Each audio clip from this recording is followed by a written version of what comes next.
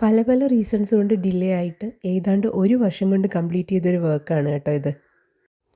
എൻ്റെ ഒരു ഫ്രണ്ട് വേളാങ്കണ്ണിയിൽ നിന്ന് വാങ്ങി വർഷങ്ങളോളം വീട്ടിൽ സൂക്ഷിച്ചിരുന്ന മാതാവിൻ്റെയും ഉണ്ണീഷിൻ്റെയും ഒരു സ്റ്റാച്യുവും ഒരു ക്യാൻഡിലും പിന്നെ കുറച്ച് ഫ്ലവേഴ്സും ഒക്കെയാണ് പ്രിസർവ് ചെയ്യാൻ തന്നിട്ടുണ്ടായിരുന്നത്.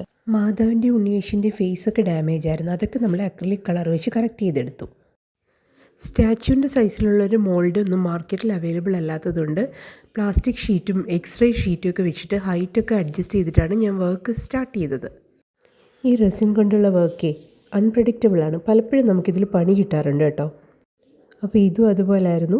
ലാസ്റ്റ് ഒഴിച്ച കോട്ടിൽ കുറേ ബബിൾസൊക്കെ കയറിയിട്ട് മൊത്തത്തിൽ മങ്ങിപ്പോയി. അങ്ങനെ നമുക്ക് വീണ്ടും പൊട്ടിച്ച് റീവർക്ക് ചെയ്യേണ്ടി വന്നു. ഒരു തവണയല്ല കേട്ടോ, പലതവണ നമുക്ക് റീവർക്ക് ചെയ്യേണ്ടി വന്നു. ഇതിനിടയ്ക്ക് എൻ്റെ ഹീറ്റ് ഗണ്ണും സാൻഡിങ് മെഷീനും ഒക്കെ കംപ്ലയിൻറ്റ് വന്നിട്ട് വർക്ക് പലപ്പോഴും മാറ്റി വയ്ക്കേണ്ടി വന്നു. അങ്ങനെ എല്ലാം ക്ലിയർ ചെയ്ത് നെക്സ്റ്റ് ഡേ ഡെസ്പാച്ച് ചെയ്യാമെന്ന് വിചാരിച്ച് വെച്ചിരുന്നപ്പോൾ ഇതാ ഫൈനൽ കോട്ടിൽ വീണ്ടും പണി കിട്ടി. സൈഡൊക്കെ ബൾജായി വന്നു. വീണ്ടും നമ്മൾ സാൻഡ് ചെയ്തു, ഫിനിഷ് ചെയ്തു. അങ്ങനെ December 24 ഈ വർക്ക് കംപ്ലീറ്റ് ചെയ്തു. ഇത്രയൊക്കെ ചെയ്യുമ്പോഴും മാതാവിൻ്റെ സ്റ്റാച്യുവിൻ്റെ കളർ ഫെയ്ഡ് ചെയ്യുമെന്ന് എനിക്ക് പേടിയുണ്ടായിരുന്നു. പക്ഷേ അങ്ങനെയൊന്നും സംഭവിച്ചില്ല. അപ്പോൾ ഫൈനൽ റിസൾട്ട് അടിപൊളിയല്ലേ?